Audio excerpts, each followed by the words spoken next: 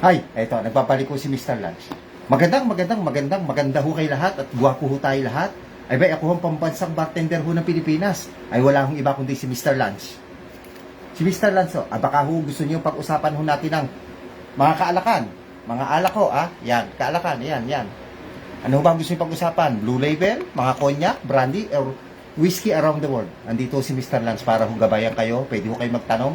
Baka sawa na ho kayo sa mga ibang vlog na wag na. Baka sawa lang ho kayo sa ibang vlog. Ang ibig kong sabihin ay ito naman ho ang pag-usapan natin. Ayan o, yan. Dito ho, marirelax ho kayo sa kamunting kaalaman. Ay, sabi nga ng iba, ako raw ang Kuya Kim ng pagdating sa alak. O yan, o. Siyempre si Kuya Kim may magaling ho yun. Okay? Good evening. Okay. Ano ho ba gusto niyo topic for tonight? Ayan. Kasi o gabi ho ngayon, siyempre. Ayan. At pwede natin pag-usapan ng mga cognac. Ay, may good news ako sa aking mga nanonood na live. Baka naman yung mga nanonood paki-comment naman kung saan yung lugar ho kayo napanood yung aking live ho na to. Oho. At may good news ako sa inyo yung Big 3 na yung Big 4, yung Big 3 ho meron na ho ako. Isa na lang. Remy Marta na lang. O mamaya ho i-explain ho natin yun hong Big 4. Okay? Ayan, yun ang topic ho natin. At sana magkaroon naman ho tayo ng manonood. At mga comments ho dyan. At magkaroon naman ho tayo si Mr. Lance ng star. Hindi ho star margarine na ito star dito.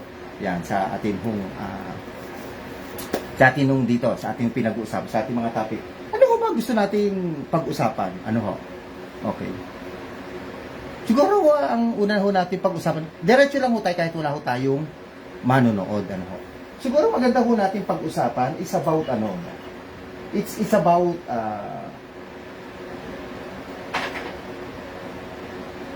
yung sino ho ba umiinom ho sa inyo ng tequila? O margarita kung tawagin. Yeah. Nag-present ako, wala pa naman. Tayo na marami na.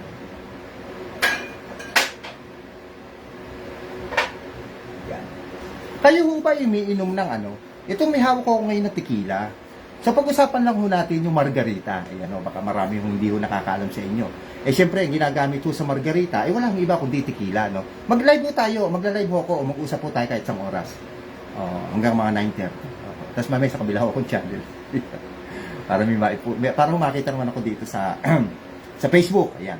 Kung kayo umiinom ho ng margarita,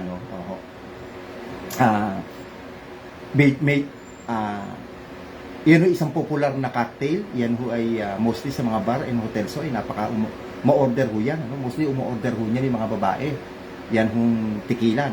Ano ho ba ang mixing talaga ng tequila? Para sa inyong kaalaman. Ano po? Ang mixing ho ng tequila, itong tinatawag, pinaka-main ho dyan, itong tinatawag na, ano ho ba ang mixing ng margarita? Sorry ho. Ang mixing ho ng margarita, ito ho ang kasama niyan, ito hong tequila. Pwede ho kayong gumamit ng gold, silver, or white. Ako naman, may white ho dito, may gold. Wala lang ho akong silver. Sana ho isang araw ay magkaroon ho tayo ng silver.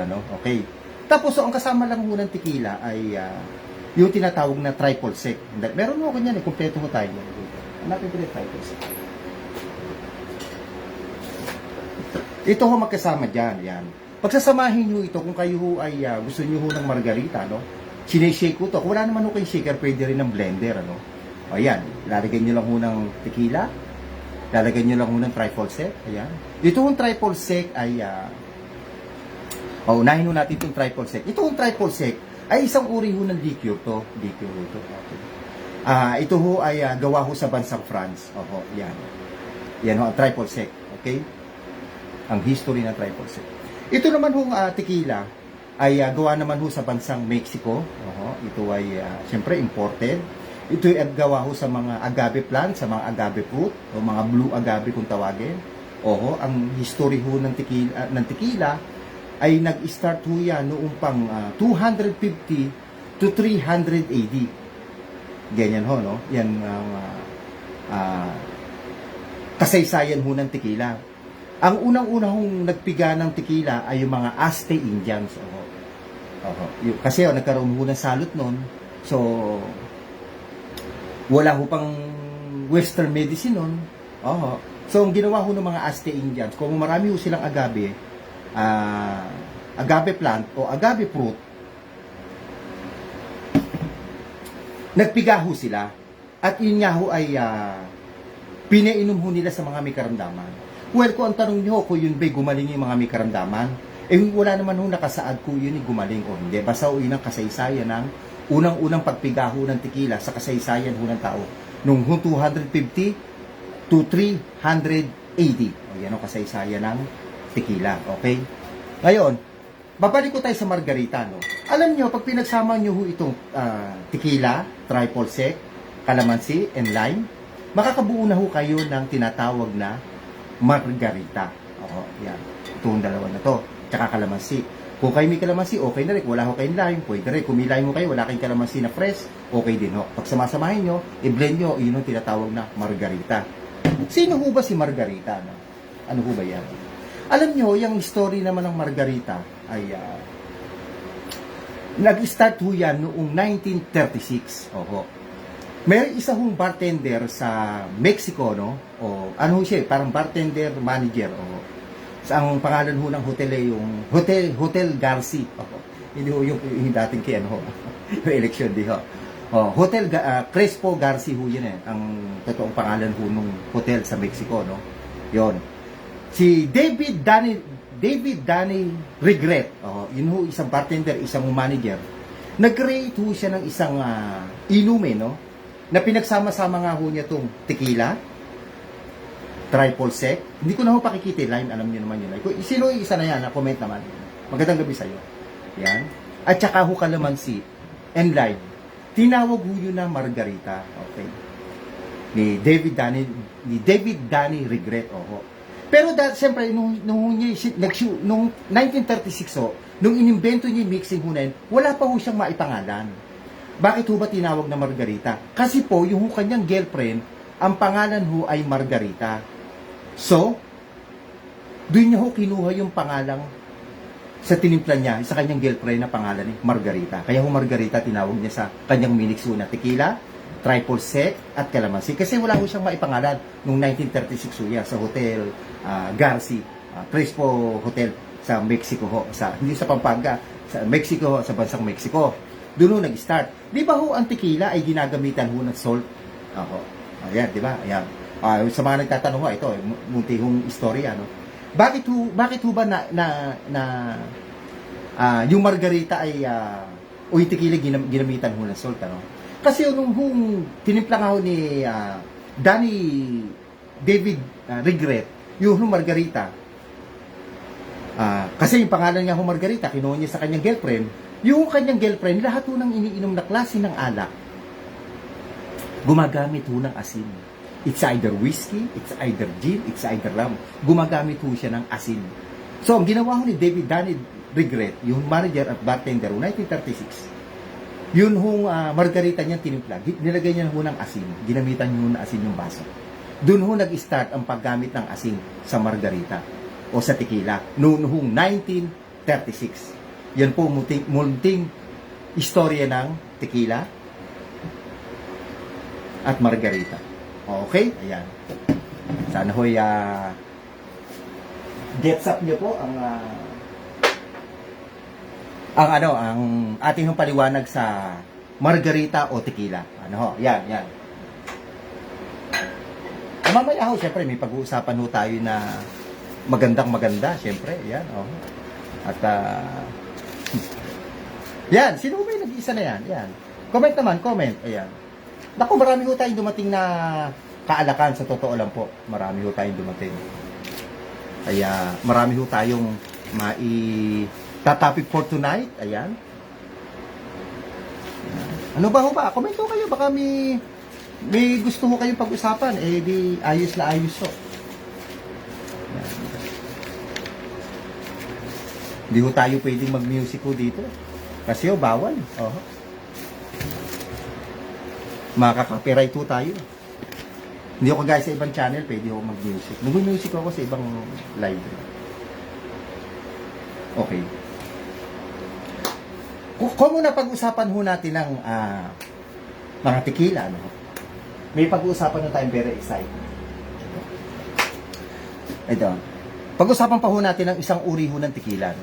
Ito ho, napaka-popular ho ito. Yung kaninang dinemo ko, yun ho ay ano ba ho pangalan nun?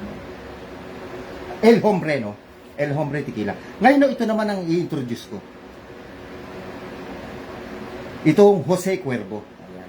Ito, paborito ko. Marami humiinom na ito. Oh, ito, yun ng El Hombre, yun yung tinatawag na pouring brand o standard tequila lang yun. Ito, tinatawag ko na premium. Ano ba pag sinabing standard? Pag sinabi yung standard, ibig sabihin, no, in short, hindi ko mamahalin. O, kaya ho standard, kung tawagin. O, yan. Pag sinabing premium, ibig sabihin, no, medyo mamahalin. O, pag sinabing premium. So, pag pouring standard, yun pinanghahalo. Ibig sabihin, pinanghahalo yun. Pinang-mimix, in short. Pero siyempre, pagka magmi-mix tayo sa mga drinks, hindi tayo pwede gumamit ng mga ganito, kagaya ng mga 1800s, itong Jose Cuervo. Siyempre, lalaki yung cost, lalaki ang gastos kung sa business matter kung pag-uusapan natin. Gagamit ka lang ho ng Jose Cuervo kung wala ka na pouring brand ng mga El Hombre na gano'n. Okay? Yan. Tip po yan sa mga bar owners at saka siyempre sa mga bartender. Okay? Sino ba tong si Jose Cuervo? Nabanggit ko na ho ang tequila. Nag-start to ng 250 to 300 AD. Mga Aztec Indians ang nag-una nagpigaho nito. No? Ngayon, si Jose Cuervo po ang ating ipapaliwanag. Ano? Okay. Itong si Jose Cuervo, nag-start to noong 1758 pa. Okay. Okay. Ang founder ho nito, ang pangalan ni si Jose Antonio Cuervo Valdez. Kaya ho ito tinawag na Jose Cuervo. Kasi pangalan ho niya. Ulitin ko, ang pangalan ho niya, si Jose Antonio de Cuervo Valdez. Di ba ang haba ho, no?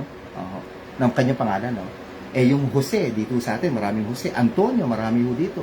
Di ba? Yung Valdez, lalong marami, di ba? Yung, di ba, yung mga apelido at pangalan ho sa bansang Mexico at sa Pilipinas, similarity. Bakit to? Kasi sila ho ay, nasako po sila ng Spanish. Parang Pilipinas. Yan. Ngayon, itong si Jose Cuervo, no? Alam niyo ba kung bakit siya nagkaroon ng plantasyon ng tequila? Okay. Alam niyo kung bakit? Kasi si King Ferdinand VI. Okay. Noong 1758, siya po ang hari ng Spain. Para sa sasabihin ko. Ng Espanya po, ng Spain, noong 1758. Ngayon itong si Jose Antonio de Cuervo Valdez, pinagkalooban niyo ng malawak na lupa para makapagtanim ng mga agave. Mga agave plant to para makagawa sila ng tequila. Yan. At yan nangyari sa Jalisco, Mexico. Okay. Ulitin ko ito si Jose Antonio de Cuervo Valdez. Kaya siya nakapag-produce ng Jose Cuervo na tequila kasi binigyan siya ng lupain ni King Ferdinand VI. Noong 1758 para makapagplantasyon sila maraming agave plant. Okay? At yan nangyari sa Jalisco, Mexico. At ang nagturo ng distilling process o yung pagpipiga o distilling, paggagawa ng tequila sa mga Mexican ay mga Spaniard o mga Spanish. Yan munting history ng Jose Cuervo. Okay? Yan.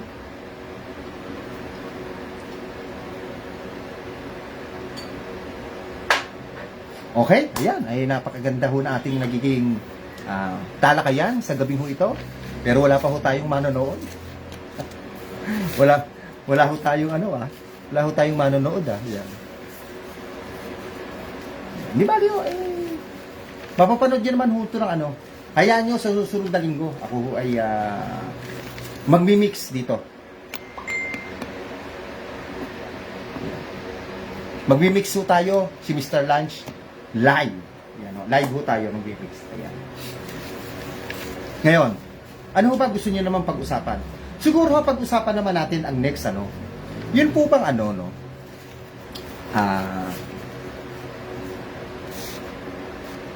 yung mga na-introduce na kaalakan dito sa Asia. Pag-uusapan natin yung Taiwan, kung ba na-produce ng Taiwan. Siyempre Pilipinas at the same time, hindi pa iiwan. At tapos ang Thailand, yan ang Thailand ang pag-uusapan natin kasunod, yan no. So unahin natin ang Taiwan. Ano ba ang produkto ng Taiwan na pinagmamalaki nila? Okay? Ito kukuha natin.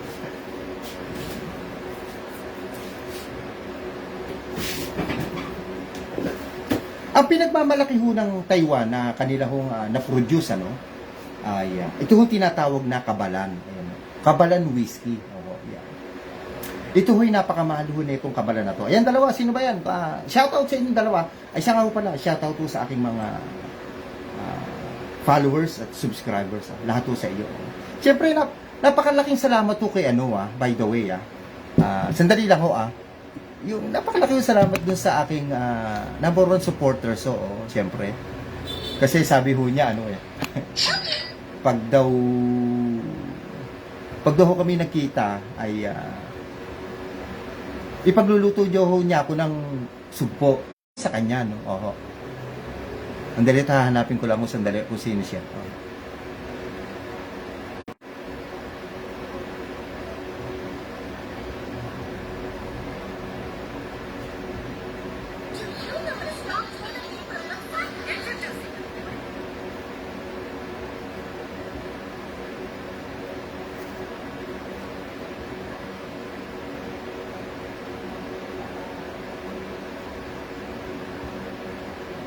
Ay, sir, shoutout to kay Jubel Ganyo, ha. Sabi niya, lagi doon niya ho pinapanood yung aking mga content. Ay, no, salamat to sa kanya, no. Ay, si Resty, ha. Oo. Si Resty Villaques. Oo, yan. Magandang gabi si Resty. Oo. Si Resty, ito ba yung naglalaro sa aking Coliseum? Oo. Thank you, Resty, ha. Oo. Hindi ka na naglalaro. Hindi ka na kumuha schedule. Shoutout sa'yo. Resty, baka naman ma-share mo naman yung aking ginagawa, ah. Yan, oo. Ayan, o. Ayan, o. Inuulit ko, ah. Salamat to kay, kay, Jovel Ganyo. Ayan, o. Ano kaya si Joey Guanyo? Ay, hindi. Magkaiba ho pala. Yung basketball player. Ayan, o. At,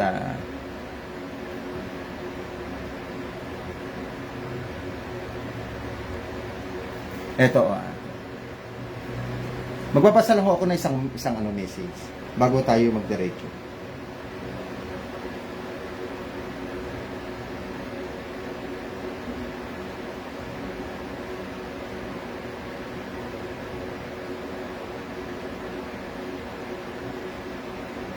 Sabi ho ni Apple Mauricio, ito nakita ko na, yan, no? Okay, maraming salamat to kay Apple Mauricio. Ang sabi ho ni Apple Mauricio, sana Mr. Lance magkita tayo. Okay, pagluluto ka ng asawa ko, yan, ng garlic shrimp po. Ayun. Ay, pag daw kami nagkita, pagluluto daw ko ng kanyang asawa ng garlic shrimp. Ayan, sabi ho ni Apple Mauricio. Ayan, no? Hindi mo makita. Ayan. Ay bay, maraming salamat to kay Apple sa kanya hong napakabuting kalooban, ano? At kay pagluluto pa ho niya ng hipon, garlic hipon, no? O garlic shrimp. Sarap. Ang sarap po nun, ano? Ayan, maraming salamat po sa kanya. Ayan, okay. Thank you, Apple, ha? Apple, sana huwag mo kalilimutan lagi manood, ha? Oo, yan. Yan. Kasi si Mr. Lance, sa ganyan na lang ho lumalakas sa loob dahil mahina ho ating, yan. Back to our topic. Ayan, okay. Ito ang pinagmamalaki ng Taiwan. Binanggit ko na earlier. Ito hong tinatawag na kabalan. Ito, sino ba nakainom na ito? Aba, kung kayo ho'y nakainom, abay, comment naman ho kayo. Ayan. Ito ang kabalan. Oo. Ito ay tinatawag na isang uri ng Taiwanese whiskey. Ito ang kabalan. Alam niyo, mahal ho ito eh. Mahal pa ho ito sa mga ibang Johnny Walker eh. Kasi ito nagre-range ng 5,000 pesos ho ito. Piso na lang, 5K na. Ayan, okay. Bakit ba nakapag-produce ang Taiwan ng kabalan? Okay, siyempre baka tanongin ni Resty. Alam mga ibang manonood. Di ba? Ayan. Kasi paano ba sila nakapag-start ng paggawa ng whiskey ang Taiwan? Kasi alam naman natin sa Asia, wala naman talaga tayong mga gawaan ng whiskey sa mga gawang Southeast Asia, especially di ba? O Asia. Bihirang-bihira ho, di ba? Pero ang Taiwan nakapag-produce nga ho sila ng tinatawag na kabalan, okay? Ano ba tong kabalan? At kailan ba sila nag-start, Okay. Ito ho kabalan, ginawa ho nila to, O ito ho ang production area ho nila dun sa bundak ho ng Yilan, Mountain of Yilan, sa Taiwan, okay? Yung ho distillery ho nila nag-start ho noong 2005. Napaka-recently lang ho, dito lang, 2005 lang ho, okay? Yun naman yung spirits production ho nila. Kasi yung distillery, iba ho yung distillery, tapos yung spirits, iba rin ho yun, ano? Nag-start naman ho yung kanilang spirits production noon ho 2006. After 1 year, nagkaroon na sila ng spirits production. Okay. Alam niyo ho ba yung first bottling nila? After 2 years naman ho, nag-umpisa na ho silang magbote ng kanilang pinagmamalaki na whiskey. Noon hong December 2008. Nito hong kabalan. Okay. Tatanungin nyo, paano ba nila ginawa ito, no? Ang Taiwan naman kasi alam ho natin, mga Amerika, mga Scots, marami sa Scotland sa United Kingdom, maraming magagaling diyan. Sa Ireland, marami rin yung mga whiskey, di ba? Kasi ang ginawa ho ng bansang Taiwan, nung sila mag-produce ho nito o mag-start ho nito, alam nyo yung mga distillers nila, alam nyo kung saan galing? Sa lugar ho ng Scotland, sa United Kingdom. Kasi binanggit ko na ho, dun ho maraming expert sa paggawa ho ng whiskey. So, ang ginawa ho ng Taiwan, ay dun pa ho sila kumuha ng mga distillers ho nila. Okay. Siyempre, nangailangan ho sila ng mga pot, yung mga pot skills, Alam niyo ba kung saan ho sila bumili o kumuha pa? Sa bansa ho pang Germany. Oo. Kasi dun ho yung mga pot skills, dun ho maraming magagaling sa bansang Germany. Okay. Yun ho mga barrels. Alam ho natin ito, nilalagay ho sa barrels to. Lahat ho ng mga spirits, nilalagay ho sa barrels, di ba? Mga brandy, lahat ho yan, ginagamitan. Yung mga wine, ginagamitan ho ng barrels yan. Lalo din ho itong whiskey. Alam nyo kung saan galing ho yung mga barrels ho nila? Galing pa ho Europe at Amerika. Doon pa ho sila bumili o doon pa ho sila kumuha, doon pa ho sila umorder. Yan ho ang kasaysayan ng Kabalan Whiskey na pinagmamalaki ho ng mga Taiwan, mga taga-Taiwan. Ano ho ito, tinikman ko, ito ho masyado hong hard o dry ho siya, talagang, o strong ho siya. Talagang pagkainin mo hong ganun. Noong una kong tekman ho siya. Yan ho ang Kabalan. Halaga ho nito ay 4,999 ho yun. Bawas na nga lang kasi ginagamit ko sa akin konti. Yan. Okay? Ay, suba? Yan. Yan ho ang munting history ng Kabalan. Okay? Kasi pinag-uusapan ho natin yung mga na-produce ho dito sa Asia o sa Southeast Asia. Okay? Na mga kalakan.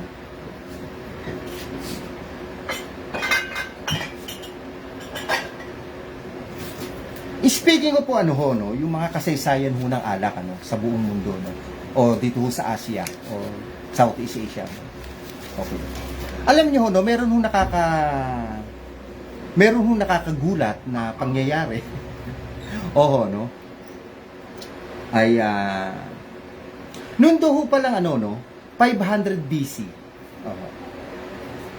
Sa Chion, sa lugar ho ng Thailand ho yan, kasi pinag-uusapan ho natin yung mga sa Asia o Southeast Asia na na-produce ho ng mga spirits o kaalakan, Yan ho palang Thailand o yung sa Chion sa Thailand ay nakapag-produce ho pa sila sa kasaysayan ng kauna-unahang wine ho sa kasaysayan ho ng tao. Alam nyo kung kailan ho nag-start? Around 500 BC. At alam nyo ho yung na-produce ng Thailand, yun ho sinasabing Chian wine. Di ba ho? So, siyempre, di ba ho, pagka wine, sasabihin natin, mga expert yan, nag-start siguro yan. Sa France, di ba ho? Sa gawing, saan pa ba? Sa gawing Amerika, kasi marami ho dyan, di ba? Sa California, marami hong plantasyon ng ubas, di ba? O sa Europe, Pero, base ho sa kasaysayan, noong 500 BC, ay, dyan daw ho, nagsimula ang wine. Yung tinatawag na Chian wine. Sa Chion, sa lugar ho ng Thailand. Kaya para may alam ho kayo sa history ho ng wine. Okay? Pero may isa hong kasaysayan din naman na kung saan ho nagsimula ang wine. At alam nyo kung saan bansa? Yung bansa hong China, Georgia, at saka ho Armenia. Yan din ho, isang kasaysayan na dyan din daw ho nag-start ang wine. Ito, may hawak ko sa ikong wine sinample ko. Yan. Alam niyo pag yung mga red wine, gawa o mga red wine, saan ho ito? Sa red grapes at black grapes ho gawa ito. Pag ho ito ay minas, yung mga ubas, yung mga ubas, kasama ho ang balat pag ho red wine. sa paggawa, sa distilling process. Pag white wine, ito may hawak ko kung white wine, skinless ho. Tanggal naman ho ang skin ng mga green grapes naman po ang ginagamit sa white wine. Kasi magkaiba ho yan ha. May white wine, ayun ho, kaya nakita nyo, ayan, clear ho siya, puti. Ito naman ho ay red. Pag ho mga red wine, ang ginagamit ho ay mga black, brown grapes ang ginagamit. At kasama ho ang balat, pag iyan ho ay minas na, yung piniga na. Sa mga white wine ho ay green grapes, skinless naman ho. Tanggal ho ang balat. Yun ho ang pagkakaiba ng red at saka wine. Ayun. O yan, napag-usapan na ho natin ang mga wine kung saan ho nag-start, ano? Ayan. Sipin nyo, no? Sa Thailand ho pala, nagsimula ang wine din, ano? Yung 500 BC. Very, very interesting ho, ano? Kung tutusin ho. Yan. Oh, ganda ho natin topic. Nako, maraming salamat po sa aking nag-iisang manonood, ha? Kay Resty. Ayan ho. Yan. Siyempre, pag pinag-uusapan natin ni Asia o Southeast Asia, yes, kung yung mga na-produce na mga kaalakan dyan, ano, sa mga history, nabanggit na natin yung Taiwan, yung kanilang kabalan, yun daw ho parang Thailand din, dyan ho nagsimula ang wine, between 500 BC. Eh, siyempre, pahuhuli ho ba Pilipinas? Siyempre, hindi. Okay. Ano ho ba naman ang na-produce ng ating bansa, yung ating Pilipinas? Okay. Siyempre, unang-una ho dyan ito. Ito ang pinagmamalaki ho natin na kupunan pa ho sa PBA. Wala hong iba kundi ito pinagmamalaki ho natin na Ginebra gin. Alam nyo, ang gin ho sa Pilipinas, nag-start to ang mga gin sa Pilipinas na i-produce ho ito, no? Noong hong 1834 pa. At alam niyo ba ang kauna-unahang distillery o yung parang factory ho natin? Yung location, no? Alam niyo kung saan? Yan yung matatagpuan ho natin sa Quiapo, Maynila. Pero hindi ko ho alam kung ang distillery ho ng gin sa Quiapo, Maynila ay bukas pa. Ayan, kung meron ho nakakaalam, mag-komento kayo para ho tayo ay maliwanagan. Ayan ang gusto sabihin. Ano? Okay. Eh, bakit ba tayo nakapag-produce ng Ginebra, no? Okay. Noong 1834. Kasi ang Ginebra ho natin, gawa ho ito sa sugarcane o sa tubo.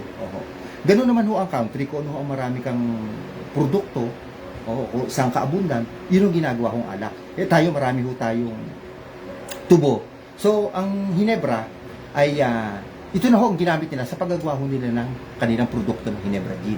Kasi ang mga original gin ho, yung mga London Dry Gin, kagaya ho ng mga Bombard Sapphire, Tanqueray, yan ho ay gawa ho sa juniper plant at sa juniper berries. Kasi wala naman ho tayong juniper plant, wala naman tayong juniper berries, alam po dito sa Naspi. Sa ibang bansa ho marami nun. Eh syempre, ano ba marami tayo? Tubo. So, gagawa ho tayo ng alak sa pamamagitan ng tubo o sugarcane, which is ito nga ho Ginebra, diyan gawa. Okay. Now, pag-usapan na ho natin to, no? Yung the famous na painting ho na to. Alam niyo ho ba kung sino ang gumawa nito hong painting na to? Yang Angel Triumphing Over the Devil. Ayan, no? Ito nasa actually may kwento pa ho yan sa amin sa Biblia. Di ba? Yan. Pero hindi ho natin alam kung related ho yan. Yung ginawa ho ng San Miguel Corporation. Ano ho? Yan.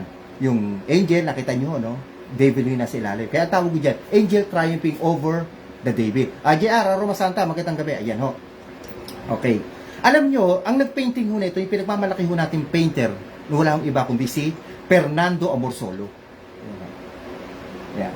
Alam nyo kung anong taon ho ito nag-start? Noon hong 1917. Yan. 1917 ho, kinumisyon ho ng Ginebra Corporation si Fernando Amorsolo, yung ating magaling na painter, at ito ang pinake niya, yung logo ho na yan. Okay. Kaya nga ho ito sumikat na sa tawag na Marka Demonyo. Si Huyo na hindi K. Markan Demonyo. Di ba?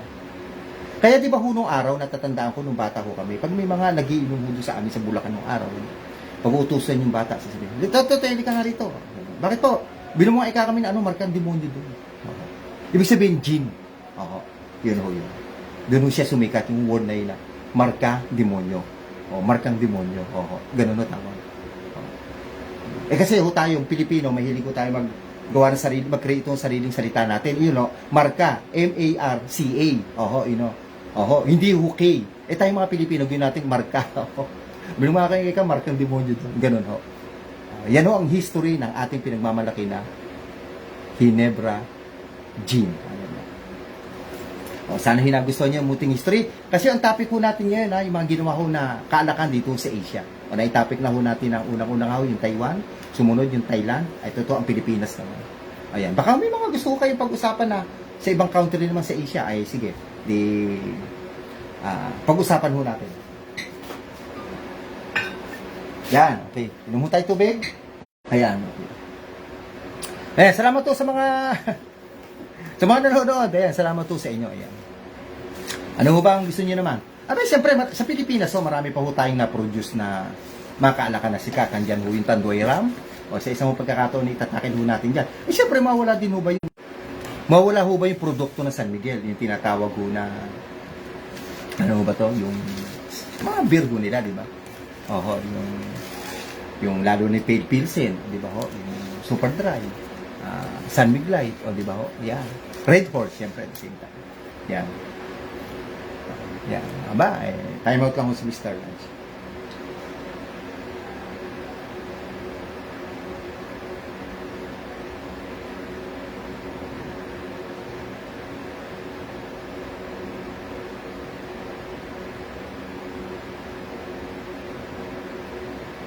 Ayan.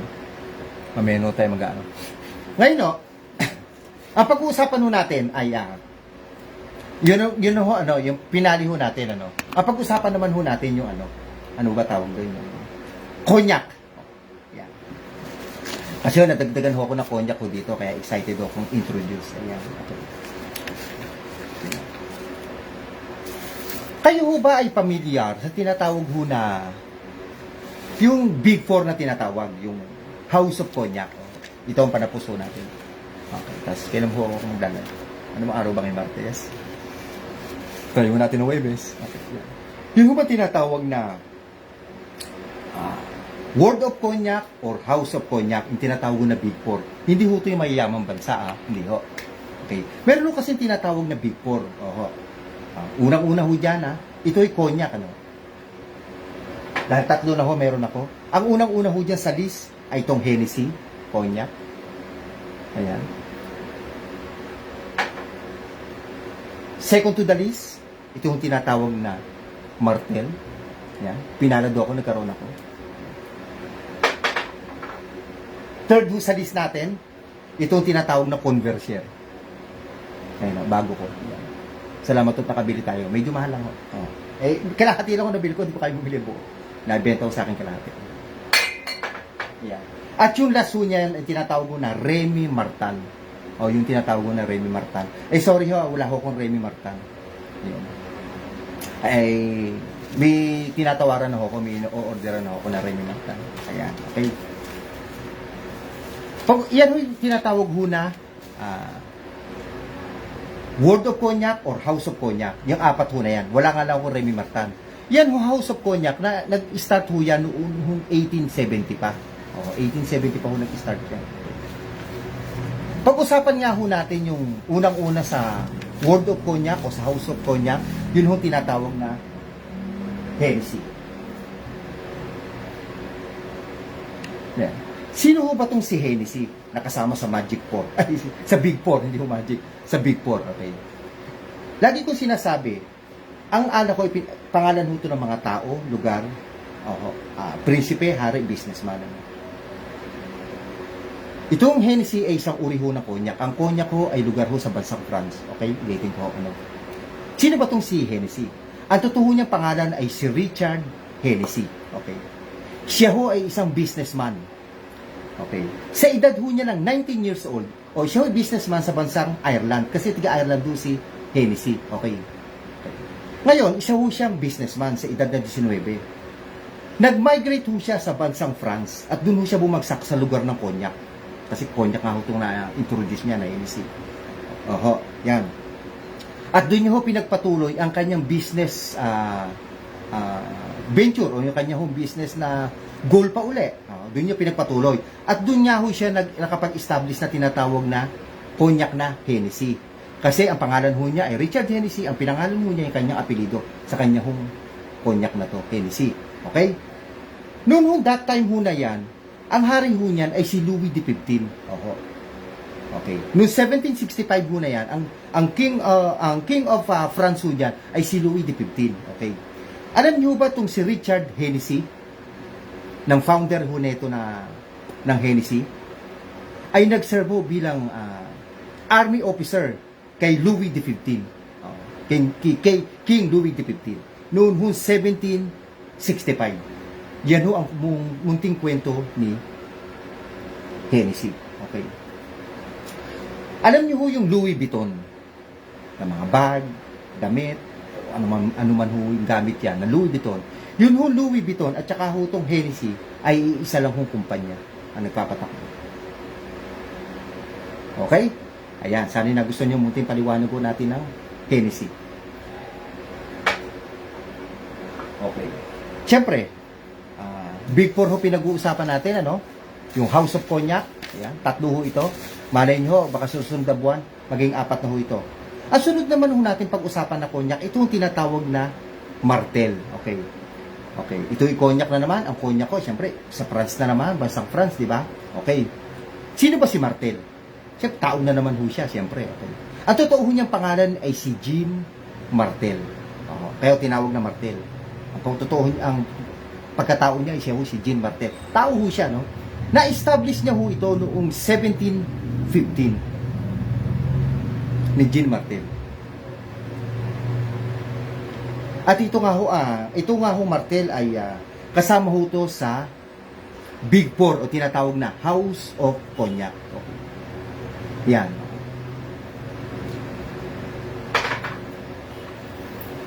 Ang sunod na natin pag-uusapan, ito naman hong si tinatawag na Courvoisier. Medyo mahirap. Kasi salitang Pranses to. Courvoisier. Yan. Kung naman hong gusto nyo. Courvoisier Cognac. Sino ho ba itong si Courvoisier na naman? Okay, tatanungin nyo. Ito na naman yung isang uri ng cognac sa bansang France na naman. Okay, yan. Puro XO ho itong in-introduce natin. Okay. Alam mo ito, ang totoo naman ho niyang pangalan ay si Felix Courvoisier. Ang totoong pangalan ni Courvoisier. So, si Felix Courvoisier. Na-establish naman ho ito noong 1828. Alam niyo kung saan? Sa Jamac, Charente, France. Diyan ho nagsimula si Felix Courvoisier noong 1828. Ito hong tatlo hong pinakilala ko na yan ay kasama ho yan sa tinatawag na Big Four or House of Cognac or World of Cognac. Sasabihin nyo, nasa inyo isa. Ang isa ho dyan, si Remy Martin. Huwag ko kayo mag-alala, malapit ko na ho mabuo. Murder na ho ako. Okay.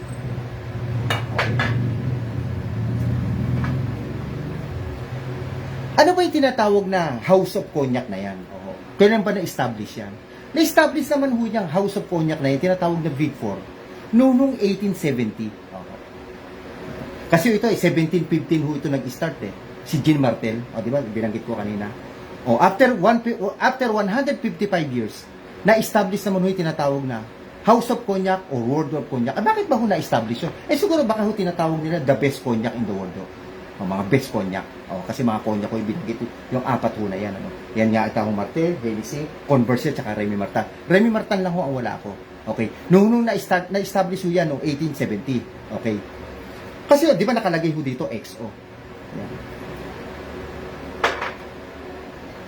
Ayan o, XO.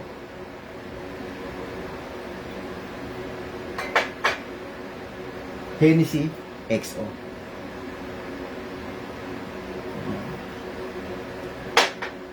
Bakit ho ba, ano ba ibig sabihin ng XO? At pag ho sinasabing XO, ito ho ay, ang ibig kong sabihin niyan ay extra old. XO, extra old. Okay. Pag ho kayo nakakakita ng mga cognac na wala hong nakalagay na XO, ang general average lang ho niyan, yung distilling process ho niyan ay 10 years. Ganun lang ho. Pero pag iyan naman ho ay may nakalagay na XO, ang average naman ho niya ng distilling process ay nagre-range po o nag-average ho ng 15 to 20 years old. Okay, ulitin ho natin Resty O, isa ko manunood pag ho, yung mga konyak wala hong nakalagay na XO, nag-average lang ho yan ng distilling process ng 10 years pag walang XO nakalagay yan. Pero pag ho may XO nakagaya ho nito, ang general average ho niya, yung distilling process, ay umaabot po ng 15 to 20 years old. Yan ho ang mga XO. Okay, ayan, may sana ho'y nagustuhan nyo aking munting paliwanag. Okay, sa mga konyak at mga naging ibang topic ho natin. O, yan. Ayan. Ay ba, kahit ho isa ho ang ating manonood, ay ako'y nagpapasalamat kay Resty, Resty Villakes. Ayan, salamat sa iyo, Resty, Tsaka si Jer kanina, ayan, pumasok siya. Aking yung kaibigan. Salamat, Jer. Pasensya ka na, wala naman yung Gcash ko.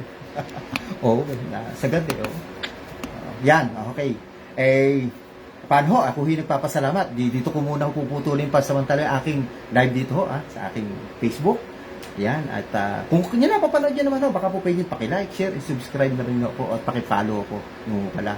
At komento kayo kung saan lugar ho kayo. At baka may tanong kay Kalakan, pwede nyo kayo mag-comment dyan.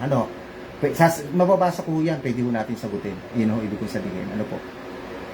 Okay? Ayan. Okay. Maraming salamat. God bless po sa ating lahat. Ako ang pambansang bartender ho ng Pilipinas. Abay, wala akong iba kundi si Mr. Lance. Habol ko lang ho, Kasi ako lang ho, kaya ako bibigay ng mga history, mixing, mga proper handling, proper measurement, kaalaman ho sa Kalakan. Para lagi kong sinasabi, para hong bata, diba? Yun hong baby, di ba ho, pagka ho, papainumin natin ng gatas, di ba sabi natin kaya niya. O, yaya, painumin mo ng gatas. O, 4 na taka lang, huwag ka sobra. Gamitin mo yung tubig, yung Wilkins, o Absolute. Di ba ganun yung mga baby? Di ba yung bata, alam ho natin kung anong tinitik o pinainom ho natin, pinapasok sa katawan. Ganun din ho dapat tayong matatanda. Kung ano ho ang tinitake ho natin, kailangan ay alam din ho natin. Kaya si Mr. Ras nandito, kung tayo umiinom, dapat alam ho natin yung tamang dosage lang, tamang dami, yung proper mixing, yung history niya, ayan Yan dyan ho papasok si Mr. Lance. Ano po? Okay? Ay paano ho? Ako ang pambansang bartender ho ng Pilipinas. Wala akong iba kundi si Mr. Lance. Comment lang ho kayo. Okay. Thanks for watching. God bless po sa ating lahat. God be trust. Thank you.